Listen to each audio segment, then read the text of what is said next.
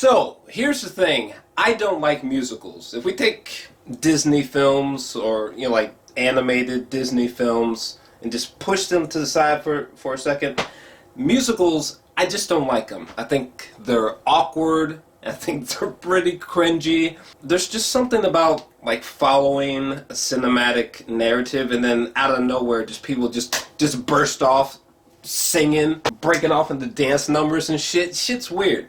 I really don't like musicals, to be honest with you. I do love Moulin Rouge with Ewan McGregor and Nicole Kidman. Yeah, that's about it. Thanks to my buddy Sam, JVS, I got a chance to see La La Land. And let me tell you something. As someone who hates musicals, I loved this film. Granted, every time there was a piece of music, I wasn't always necessarily like dancing in my chair or like head bobbing, but the music is always, at the very least, pretty damn good, even if it's not the kind of music that I vibe with. And at its best, the music can just be extraordinary here. I mean, like this song here, oh my god. And honest to God, the opening sequence to this film is worth the price of admission alone. The comedy, the acting, the editing, the cinematography, okay? The emotional beats. For lack of a better word, it is all perfect. Like there's some moments during this film that are, so many moments that are like literally goosebumps inducing. I have seen many movie musicals like this, and this one transcends them all for me. It's just so hopeful and sad and bittersweet, and it is just such a refreshing film because it ultimately leaves you feeling, at least for me, not only very satisfied and still having lingering questions and ideas, because the director, he's pretty fantastic. Damien, he made Whiplash from 2014, which is a 10 out of 10, which was my second favorite film of the year. The director is literally why I went to go see La La Land, because I don't like musicals, but this one is extraordinary. When you leave the theater, it just instills you with so much creative inspiration and positivity that that's just such a rare thing, you know? How often do you say that nowadays when you leave a film? I don't say it often, okay? Honestly, I'm feeling a very easy 10, a 10 out of 10 for this film. It, in short, just blew me the fuck away. My God. I'm about to switch into spoiler-filled territory, so if you have not seen the film, you should back out now, because I'm going to ease my way into spoiler-filled territory, starting right now. Oh my God. Oh my God. There's so much to fucking love about this movie. The opening scene to this film, on the highway, with all the cars and like all these like all these different ethnicities, different races, genders, just all these people together just in pure joy on this gorgeous looking day doing this dance number, like all in sync with each other. And it looks like it's all been shot in one take, you know? And seriously, there was a point where all these people were dancing on top of their cars, and like it was just blowing my mind. I was just like, how the fuck did they coordinate all this? Like all the people dancing all the way in the back, they look like little bitty dots. Like that's gotta be CGI, right? This can't be that well choreographed. But if it was, granted, the music playing in the opening sequence, it wasn't something that I was like, ooh, shit. It was good music, though. It was good music. And just, oh my God. And then the introduction, Ryan Gosling and Emma Stone was so perfect to me with them in the cars. I just thought it was hysterical. The comedy in this film just works so fantastically.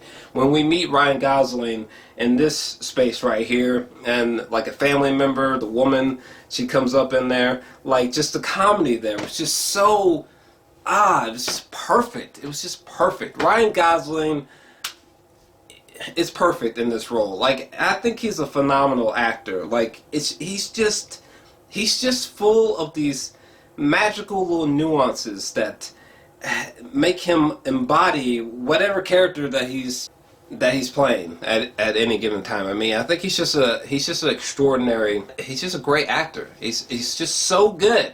He's so convincing as this jazz lover who's so good at the piano. And all the takes, as far as I know, with Ryan Gosling on the piano is real. So that's amazing. I mean, every time Ryan Gosling was on the piano with like those few strands of hair sticking out in front, him just like, it was so fantastic. I mean, this scene here when he's just killing it, and then Emma Stone arrives, I just thought, that was so great. And this moment here between him and Emma Stone was just some adorable shit. Emma Stone, I'm not gonna lie, I've always found her to be very overrated. I've seen all of these films right here from Emma Stone, and like, I don't know, there's something about her performances or the films that she's in that they just don't do it for me.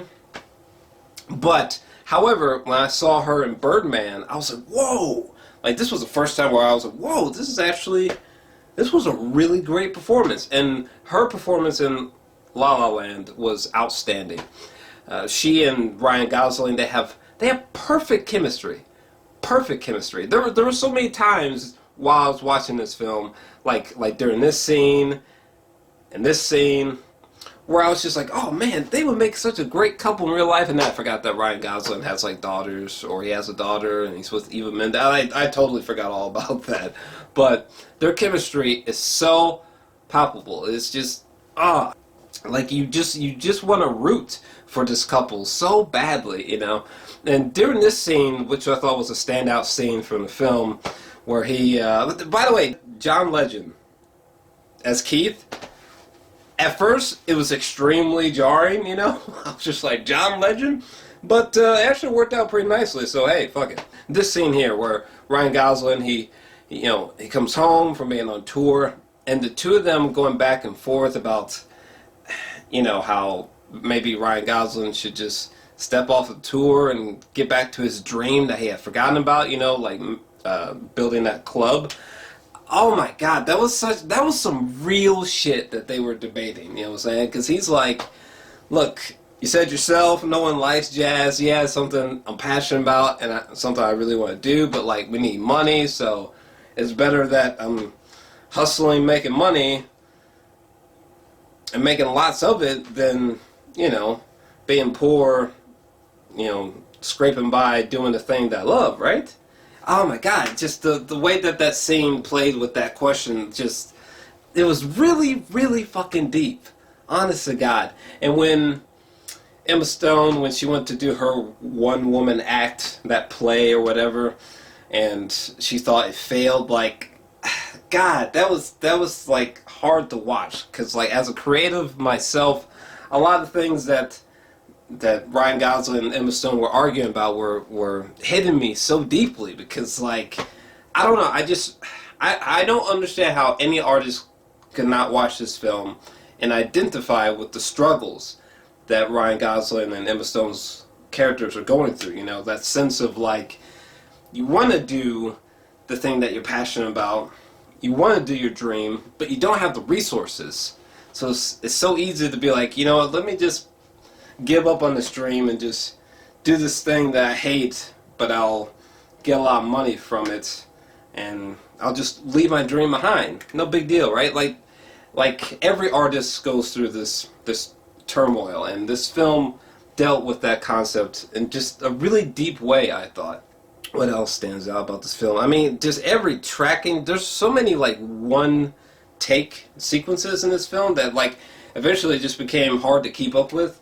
And like every fucking tracking shot, like there was one shot of Emma Stone where she's going to prepare for an audition, and she like she goes out from behind the counter, she goes back, she goes out, and then the coffee gets like splashed on her shirt. Like the way that the camera was following her was just buttery fucking smooth. I mean, there's so many smooth movements like that throughout the whole film, and honestly, there's some transitions as well that's just like, man, I feel like Edgar Wright would just be sweating bullets watching this film. The ending of this film, it's like 5 years later.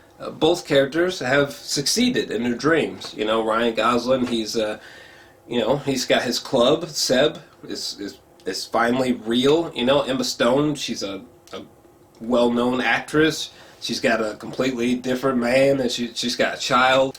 And they both have succeeded in what they want to do. And honest to God, with Emma Stone, when she gets to the club and watches the band perform, and Ryan Gosling comes out, and the two of them look at each other. Holy shit. Like, and every other time that they looked at each other from then on was like some of the most emotionally powerful shit that I've seen all year. Honestly. Because the journey between the two up until that point was just so bittersweet and sad and hilarious. Like, fucking only Ryan Gosling. Every time he rang that car horn, he would just be like, brrr, and Emma Stone was inside. Like, it just, I need to try that shit. And then the film does some other shit where there's like this segment right here where the film kind of recreates everything that you've seen, but in a way so that like everything went perfectly right. And you realize that this was just like a manifestation within Ryan Gosling's head, you know? And the last time that Ryan Gosling and Emma Stone look at each other in the film, that's some powerful shit. Yo! I really don't like musicals, but fuck me, was that shit fucking outstanding. God, the first time that Emma Stone is auditioning and she's like trying to make herself cry, she was so convincing. She was so good. Emma Stone was so fucking good in this film. Oh my god. Like, if I had a nitpick or a negative, it's just that there were some times where the music just wasn't at a level where like I was like head bobbing or I felt like I wanted to fucking dance in my seat. But other than that, I mean, that's a very minor thing. I mean, the music was always good. Right here where the two of them were floating and like dancing in the cosmos.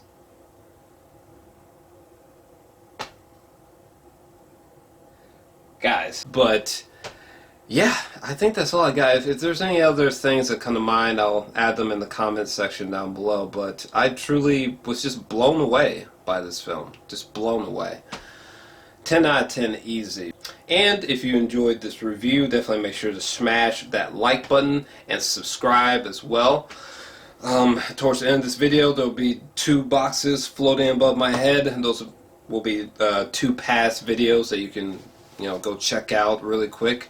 So definitely give that some love. God damn, when Ryan Gosling told her about that huge movie role that she got at the end, right before this scene, and Emma Stone was just like, no, I'm not going. Like the giant ear-to-ear smile on my face because I was so fucking happy for Emma Stone. I was like, God damn it, you go get that fucking job, woman. Anyway.